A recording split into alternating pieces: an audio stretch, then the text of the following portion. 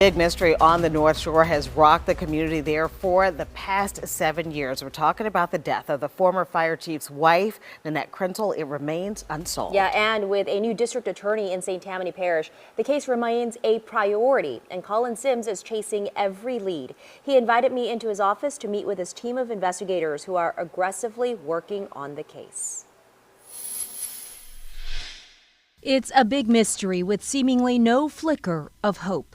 And that anger and frustration to this day is not gone. It's the same as it was that day. That day was July 14th, 2017. Nanette Krentel's house in Lacombe went up in flames and her body was found in the rubble. The wife of the former St. Tammany Parish fire chief was dead. At first, the death was ruled a suicide, but after a series of autopsies, St. Tammany Parish coroner Charles Preston ruled her death a homicide. She had been shot in the head. One of the most compelling pieces of evidence is there was no soot in her airway, even on microscopic examination. And so that strongly argues that she was dead at the time the fire started. And apparently the scene was released, and then we found out a week later at her memorial through text that she had been shot. Since then, the case has been wrought with twists and turns, headways, and dead ends. Those things are incredibly frustrating when there's evidence that could have been on a device, when there's evidence that could have been somewhere that wasn't either obtained correctly or preserved correctly. To not be able to go back in time and fix those things remain a question mark. Newly elected District Attorney Colin Sims is determined to get a breakthrough. He showed me boxes of files his office collected, 373 gigabytes of data, including subpoenas, search warrants, videos, audios, and phone records.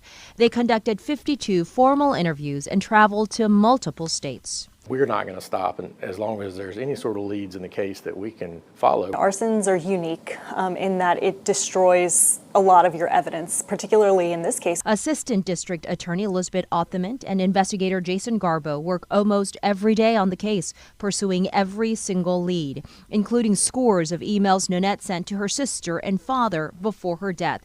Nanette was afraid of someone close to the family and wrote, quote, "He threatened to set our house on fire and kill us." So, Colin, in the days leading up to Nanette's death, she emailed her family members saying she was scared of someone that was close to the family.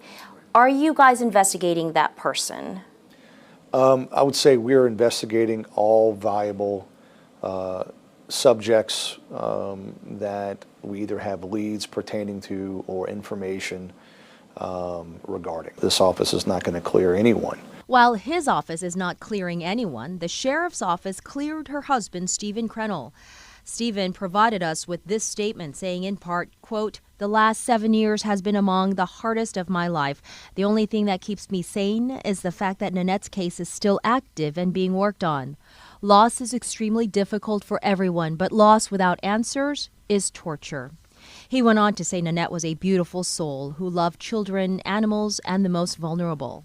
If there's a dog on the side of the road or whatever. So I remember Nan never taking time for herself. She would not, it could be raining, whatever. She would stop. If there was an animal in a car, she would stop and make sure that that animal was okay or do what she could. Any injustice, she didn't like injustice, and she fought for it. And now it's time to fight for Nanette's justice. I think to the person who killed her, you have no idea what you've taken from this world. We're never going to give up, and I hope that you're haunted every day by this. Her sister Kim Watson, who lives in Nebraska, says Nanette was very close to their father, Dan, who was never the same after his daughter's death.